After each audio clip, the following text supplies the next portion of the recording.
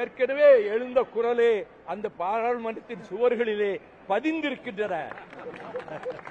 உலகம் பூரா உள்ள தமிழர்களின் இதய சுவர்களிலே எழுதப்பட்டிருக்கின்றன. ஆகவே திராவிட முன்னேற்ற கழகம் எனக்கு 6 ஆண்டு காலம் மாநிலங்களவை பதவி பொறுப்பை கொடுத்தார்கள். அதற்கு நான் நன்றி தெரிவித்துக் கொள்கிறேன்.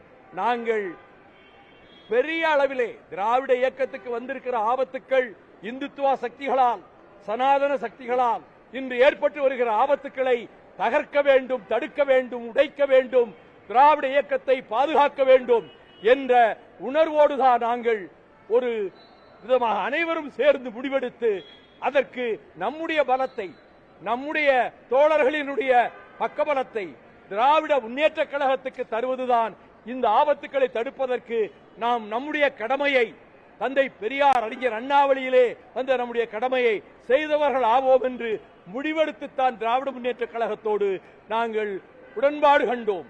அந்த நிலைப்பாட்டில் எந்த மாற்றமும் இல்லை, எந்த மாற்றமும் எதிர்காலத்திலும் ஏற்படாது.